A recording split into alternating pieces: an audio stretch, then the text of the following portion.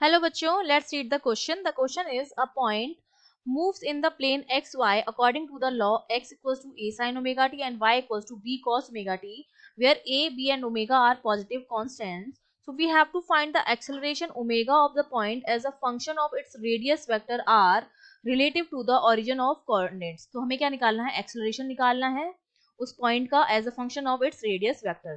तो देखो इस क्वेश्चन को सॉल्व करने के लिए हमारा जो की कॉन्सेप्ट रहेगा वो हमारा क्या रहेगा। सबसे पहले हम क्या करें, उसका उस पॉइंट का हम क्या निकालें, ट्रेजेक्ट्री पाथ जो होगा वो कैसा होगा, ट्रेजेक्ट्री कैसा होगा वो हम पहले निकाल लेते हैं। ठीक है, और ट्रेजेक्ट्री से हमें डायरेक्शन पता चल जाएगी, उसकी मोशन की डायरेक्शन पता चल जाएगी और फिर हम उसका एक्सेलरेशन निकाल लेंगे। तो देखो हमें इक्वेशन दे रखी है कि जो मेरा a है, x जो है वो a sin ओमेगा t के बराबर है। तो इस वाली इक्वेशन से मेरे पास sin ओमेगा t जो है वो बराबर आ जाएगा x अपॉन a के। Similarly y equals to v cos omega t, इससे मेरे पास cos ओमेगा t जो आ जाएगा वो आ जाएगा b y अपॉन v के बराबर। अब अगर मैं दोनों को स्क्वायर करके ऐड कर दूं तो मेरे पास क्या बनेगा, sine square omega T plus cos square omega T. इस तरफ स्क्वायर कर दिया, प्लस एक्स स्क्वायर अपॉन ए square plus Y square upon B square. Basically हमने क्या किया है, स्क्वायरिंग एंड एडिंग किया है मैंने। ठीक है, स्क्वायरिंग एंड एडिंग। अब हम जानते हैं sign square omega T plus cos square omega T कितना होता है, 1 होता है। तो इक्वेशन हमारी हो गई x square upon A square plus Y square upon B square which is equals to 1। और ये इक्वेशन जो होती है हमारी किसकी इक्वेशन है, एक जनरल इक्वेशन है, एक इलिप्स की। तो हमें पाथ पता चल गया है कि जो पाथ बनेगा वो कैसा बनेगा, इलिप्स बनेगा। ठीक है, इस पर आपका क्या है, ये एक्स है, ये वाई है, और ये इस तरह का आपका क्या बनेगा, पाथ बनेगा। ठीक है, और यहाँ पर हम मान लेते हैं कि इसका रेडियस वेक्टर जो है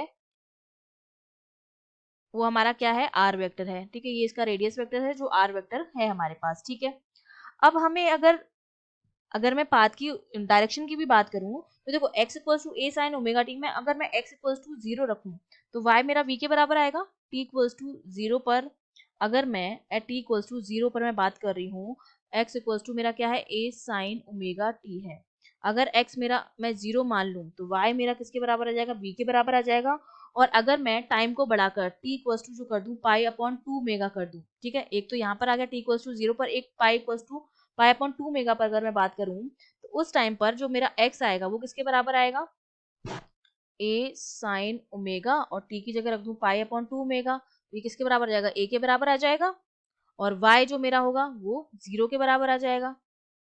ठीक है, इसका मतलब जो डायरेक्शन होगी हमारे पास वो हमारे पास कहाँ आएगी, ये यहाँ पर पहले 0 था y, और अब जो y आ रहा है यहाँ पर 0 जब था, x इक्वल्स टू जब 0 था तब y v के बराबर था।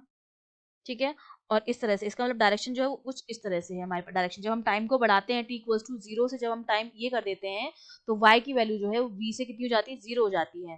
ठीक है, इसका मतलब डायरेक्शन जो है वो इस तरह से है हमारे पास। ठीक है, जो हमारे पास क्या होगी, क्लॉकवाइज हो गई। ये हो गया हमारे पास, इतना हमने निकाल लिया। अब आर वेक्टर की अगर मैं वैल्यू निकालूं तो अब देखो ये एक्स वाई प्लेन में मूव कर रहा है तो मेरा जो आर वेक्टर हो जाएगा वो क्या हो जाएगा, एक्स इन आई कैप प्लस वाई जे कैप, ये मेरा आर वेक्टर हो जाएगा।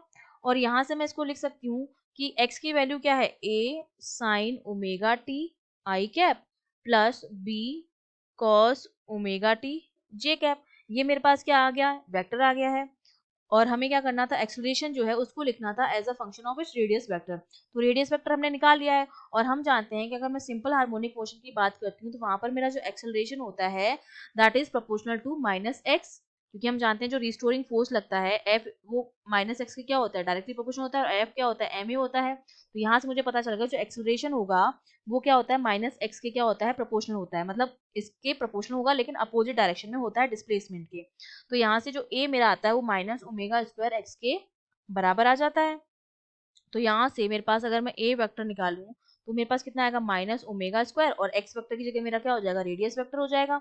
और इसकी मैं वैल्यू पुट कर दूंगी, radius vector minus omega square, और आर वेक्टर की वैल्यू हम निकाल चुके हैं, A sine omega T I cap plus B cos omega T J cap.